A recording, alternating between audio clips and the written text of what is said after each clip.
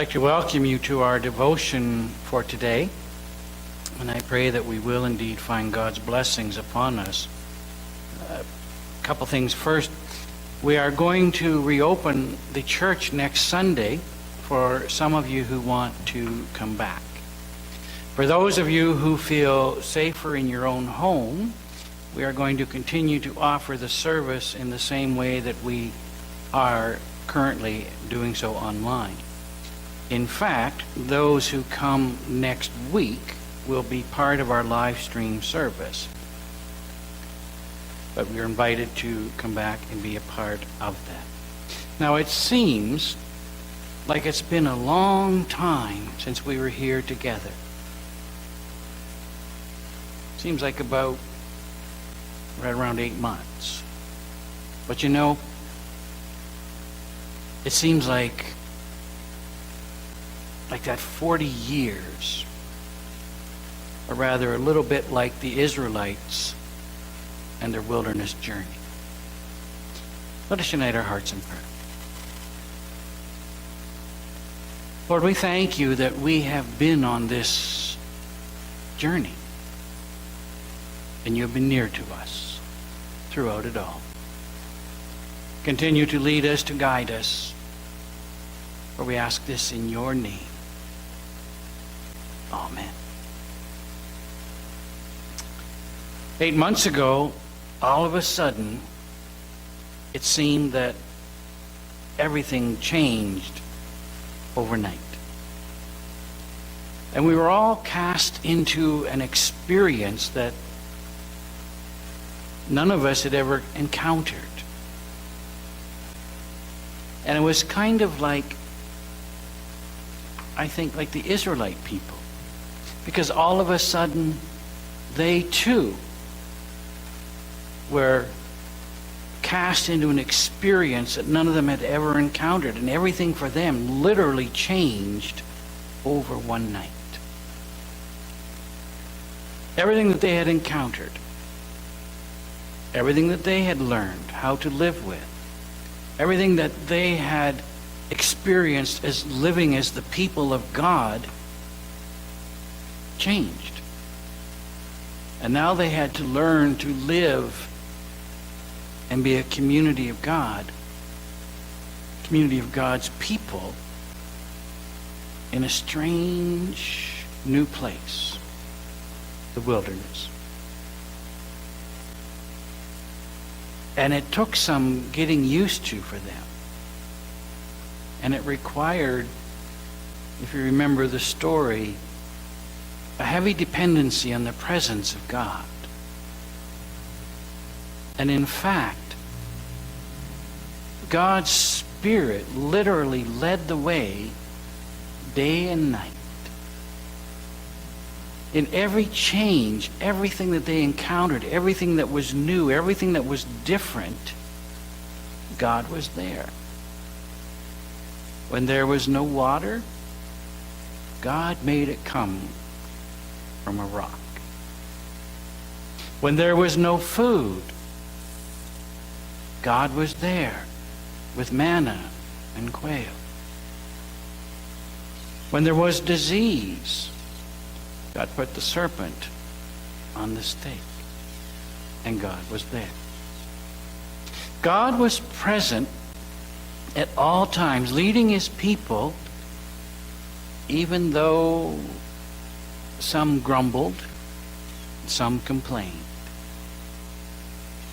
Even though some felt the leaders were not doing anything, or were not doing things the right way, and that it would simply be easier to return to Egypt so that at least everything would be familiar.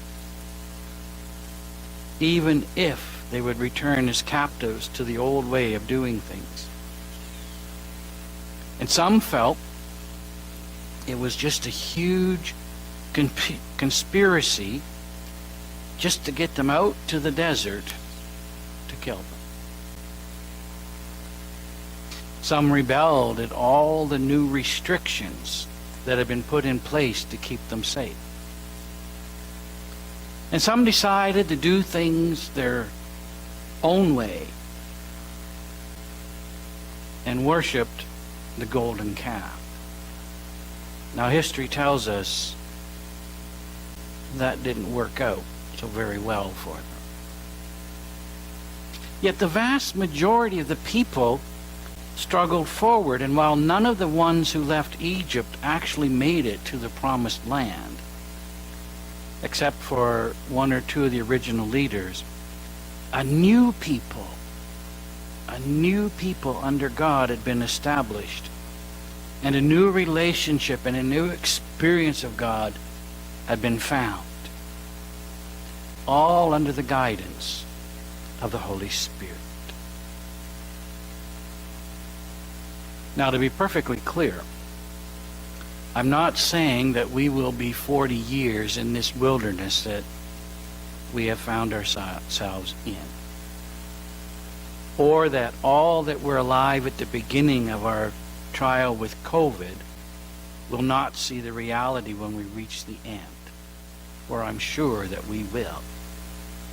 I'm suggesting that during this our wilderness experience, the Holy Spirit is leading us where God is able to lead us.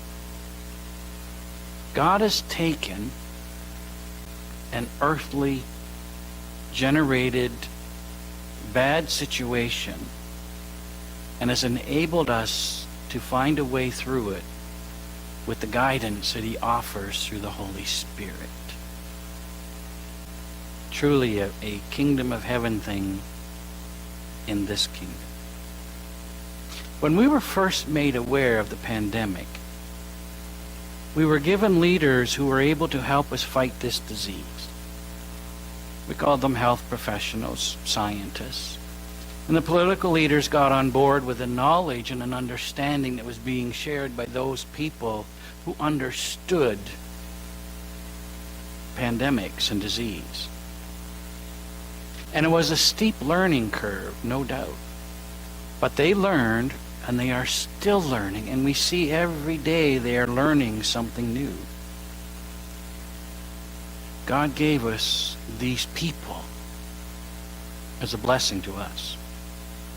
And then God gave us frontline workers willing to step up and to do all that was in their power to help us overcome the first wave and prepare us for subsequent waves. God gave us church leaders here in this place that were able to step into a new territory and provide us with a way to continue to be the church. And as we record this devotion, I'm looking at those very people that God has given to us as a blessing, so that we can continue to worship, so that we can continue to share the good news of God as we care for one another. And we learned rapidly, and I believe we are still learning, that the church would never be the same. That the Holy Spirit was leading us in directions that would allow the church to reach out in ever more increasing and greater ways than ever before. We learned that we can be the church even though we do not gather together in the church. And we also learned that some things never change. And just like the Israelites, that there will always be those who will rebel. We've learned that.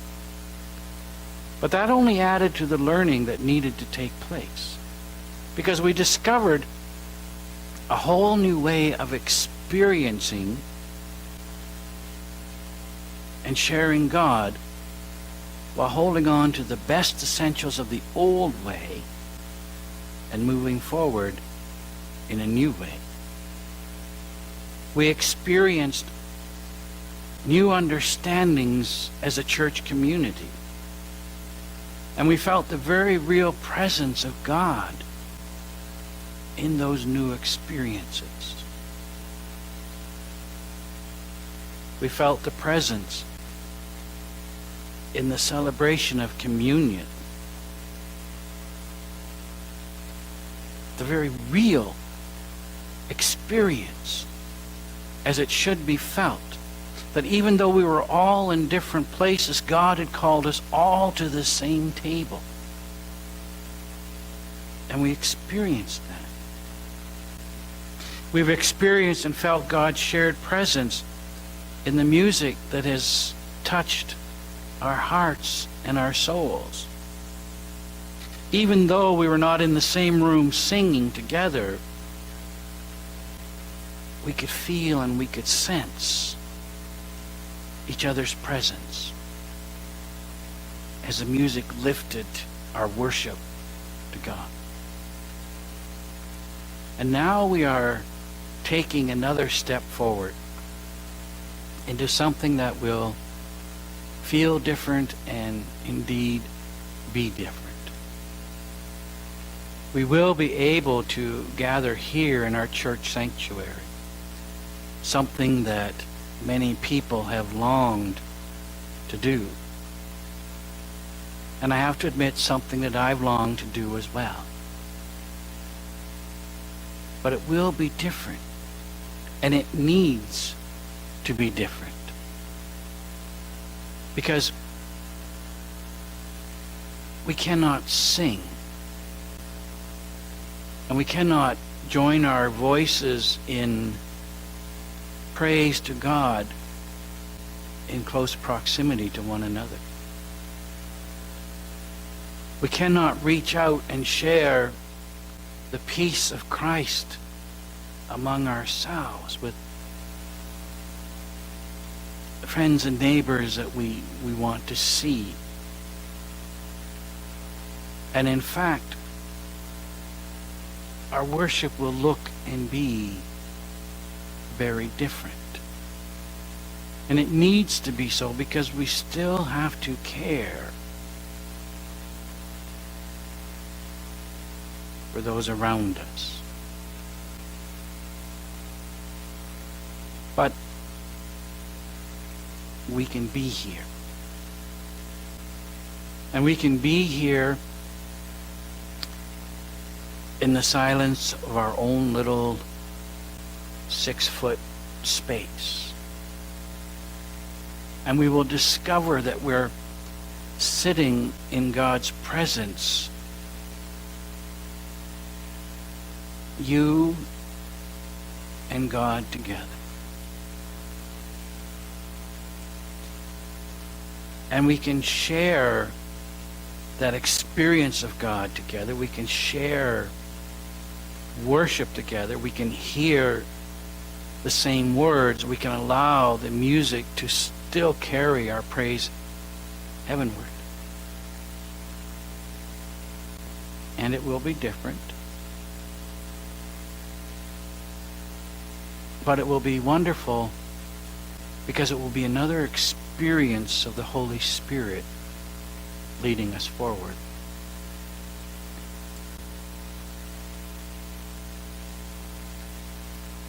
We will still be able to unite our worship experience here in this place with those who remain at home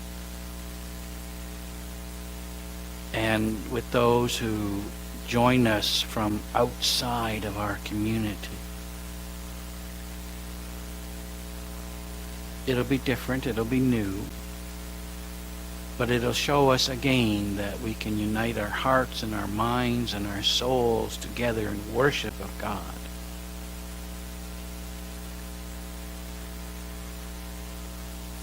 I don't know how long this kind of worship experience will last, or whether we will need to change it again, or when we might gain new freedoms from the necessary restrictions that are upon us. But we continue to worship God. We continue to gather our hearts together as we come into God's presence. And the important thing is that whether we are here or whether we are at home, we are together in God's presence. our worship, our prayers, and our living all being given to God.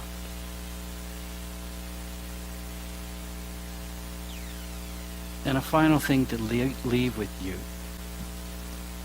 How wonderful our God is that even in this wilderness time, we can see that pillar of fire leading us through this current darkness.